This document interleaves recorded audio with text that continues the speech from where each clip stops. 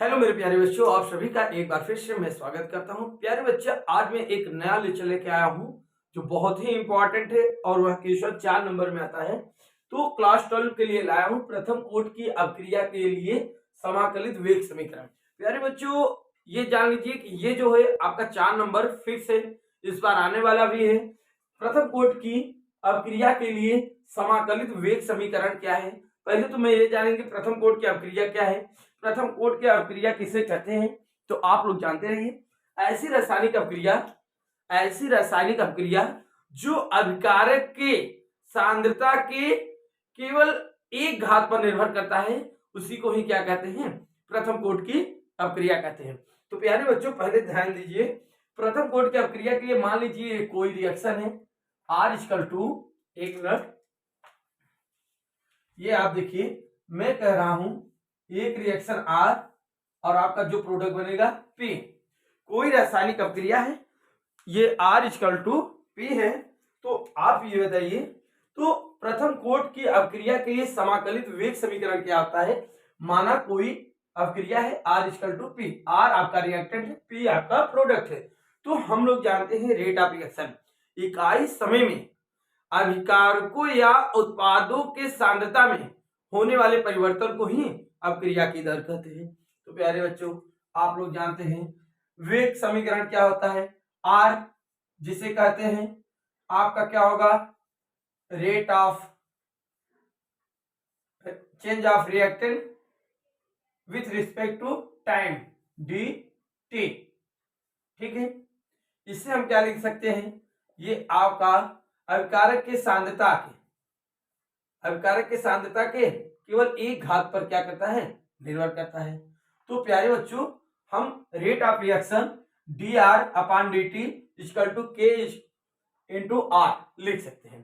तो आप देखिए, आप ऐसे भी लिख सकते हैं d r, ये समान है, ठीक है, इक्वल टू डी टी के इंटू आर। आर ही क्यों लिए, क्योंकि जो प्रथम कोटि की अवक्रिया होती है अभिकारक के सांद्रता के केवल एक घात पर निर्भर करती है, इसलिए इसमें आर ही लिया गया है।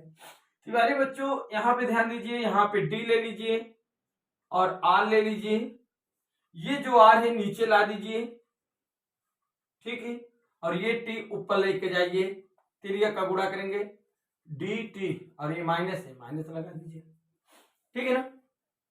इस दोनों तरफ को, मतलब दोनों पक्षों में समाकलन करने पर, दोनों पक्षों में समाकलन करने पर,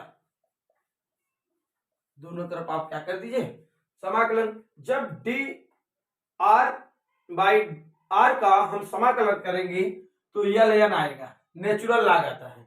क्या आता है, नेचुरल लॉग आर बराबर के कांस्टेंट है, के बाहर निकल जाएगा, और टी के सापेक्ष करेंगे तो टी आएगा 1 प्लस आई। तो मैथ वाले खूब अच्छी तरह से जानते होंगे आई क्या है, यहाँ पे इसे समीकरण 1 मानिए।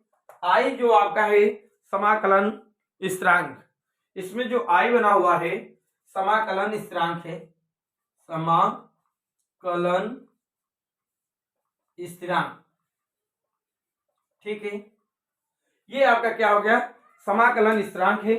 यदि जहां पे आई, यहां पे लिख सकते हैं जहां आई इक्वल टू समाकलन स्थिरांक है, जब अवक्रिया प्रारंभ नहीं हुई थी, यहां पे देखिए अगला पॉइंट, शुरू में अवक्रिया यदि t इक्वल टू 0, तो आपकी जो प्रारंभिक सांद्रता R थी वह क्या होगा, R0। सुनिए, जब अवक्रिया प्रारंभ नहीं थी उस समय आपका टाइम क्या था, 0 था, और प्रारंभिक सांद्रता क्या है, R0, ठीक है ना। तो ये मान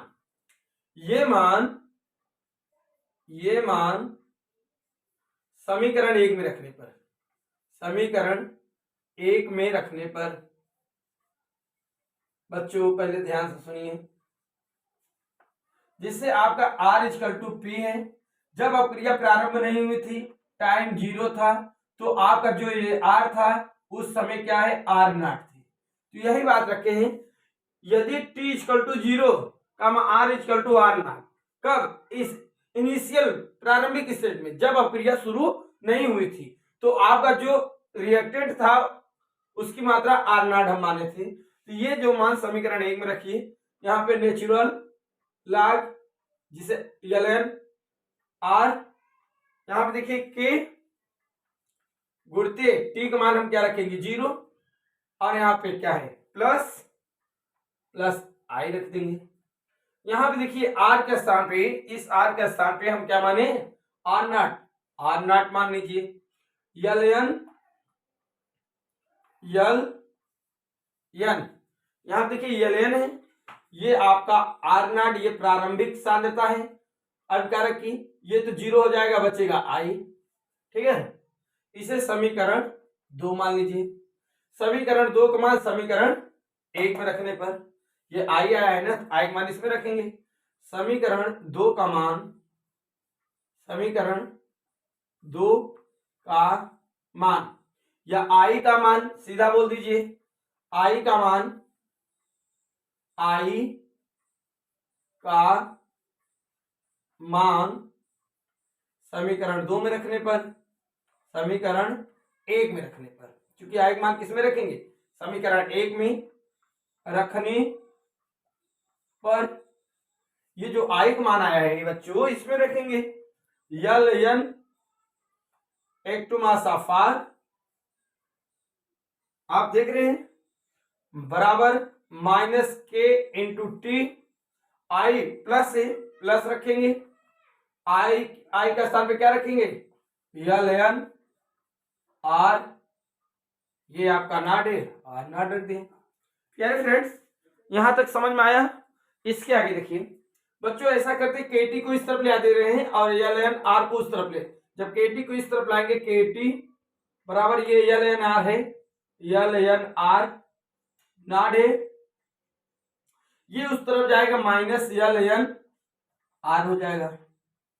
देख रहे हैं, ये केटी इस तरफ लेके आए और ln r नॉट यहीं पे था, ln r वहां पे लेके गए।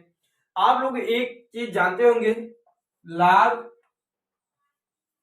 m माइनस log n, तो आप लोग को मालूम होगा, तो log m बटे n हो जाता है, तो नेचुरल log है, log ही है, तो kt equal to natural log r not बटे r, ये देख रहे हैं, ये इतना हो गया।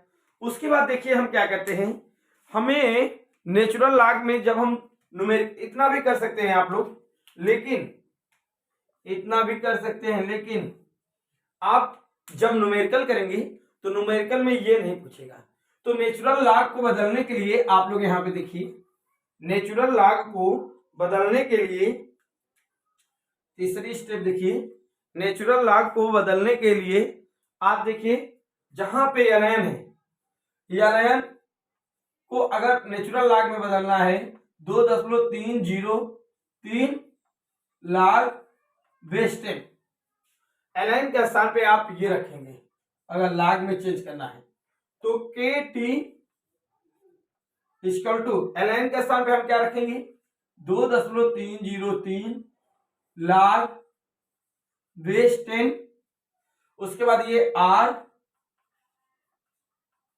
नॉट बटे r है।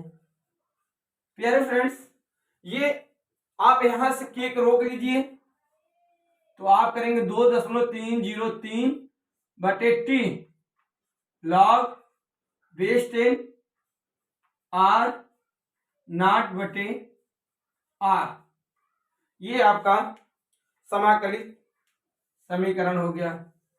देख रहे हैं, ये आपका दिखाई दे रहा है, हाँ दिखाई दे रहा है, थोड़ी सी समस्या है, ठीक है, ये अब यहां तक हो गया। तो जान लीजिए कई किताबों में जो आर नॉट है, जो प्रारंभिक सांद्रता है, आर नॉट प्रारंभिक सांद्रता, सांद्रता को क्या मानते हैं ए, जो आर है आपका अंतिम सांद्रता, अंतिम सांद्रता, भाई जो प्रारंभिक सांद्रता में से कुछ निकलेगा तो उसमें से जो निकला a माइनस एक्स मानते हैं। तो आप एक सूत्र ये भी बना सकते हैं 2.303 बटे टी log 10 आर नॉट के स्थान पे a बटे आर का स्थान पे a माइनस एक्स लिख सकते हैं। ये प्रथम कोट की अपक्रिया के लिए, ये प्रथम कोट की अपक्रिया के लिए समाकलित वेग समीकरण है, वेग समीकरण है। तो प्यारे फ्रेंड्स, हमें लग रहा है कि आप लोगों को अच्छी तरह से समझ में आया, तो थोड़ा सा एक बार मिला देते हैं और समझा देते हैं, ठीक है। देखिए, प्रथम कोट की अपक्रिया के लिए समाकलित वेग समीकरण हमने कहा, एक रिएक्शन माना R equal to P, R आपका रिएक्टेंट है, P आपका प्रोडक्ट है, इसका रेट ऑफ रिएक्शन निकालेंगे R। तो आप जानते हैं इकाई समय में अभिकारक की सांद्रता में होने वाले परिवर्तन को ही अपक्रिया की दर कहते हैं। तो R माइनस डी, माइनस क्यों लगा, चूंकि आपका रिएक्टेंट घट रहा है, dr अपॉन dt। और प्रथम कोट की अपक्रिया जो होता है अपक्रिया की दर के अभिकारक की सांद्रता के एक घात पर निर्भर करता है, k कांस्टेंट है। तो dr अपॉन dt लिया, k r लिए। तो देखिए dr को यहीं रोके, k को ऊपर ले गए, t को ऊपर ले गए, r के नीचे लेके आ गए। इसका समाकलन किए, समाकलन करेंगे तो नेचुरल लॉग आता है। बायोलॉजी वाली ध्यान से देंगे और मैथ वाले तो जानते हैं नेचुरल लॉग आता है। नेचुरल आर आया, इसका माइनस के और dt के सापेक्ष कर रहे हैं, इसलिए t एक स्थिरांक आया आई, जहां आई समाकलन स्थिरांक है, ठीक है ना। उसके बाद हमने कहा जब अपक्रिया शुरू में प्रारंभ नहीं हुआ था तो उस समय टाइम क्या होगा, शून्य होगा। तो और उसकी जो प्रारंभिक सांद्रता थी आर नॉट थी, जो आर थी उस समय उसकी प्रारंभिक सांद्रता हम क्या माने थे, आर। ये मान समीकरण 1 में रखने को कहा। ln r का स्थान पे हमने क्या माना, आर नॉट माइनस के और टी टाइम 0 था plus I, ln r not equal to I. ये आई का मान समीकरण 1 में रख लिया। ln r, ठीक है, ln r ये पहले से समीकरण 1 में, माइनस के टी प्लस आई का स्थान पे हम ये रख दिया ln r नॉट। देखिए के टी को इस तरफ लेके आए तो प्लस हो गया, ln r को उस तरफ लेके तो माइनस।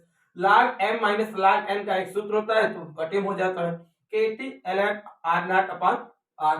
तो हमने कहा ln को चेंज करने के लिए 2.303 log 10 से क्या करते हैं, इसको चेंज करने के लिए इसका गुणा करते हैं। जहां ln था वहां पे हमने 2.303 log 10 बटे r नॉट अपॉन r। तो देखिए ये t को हमने नीचे लेके आया।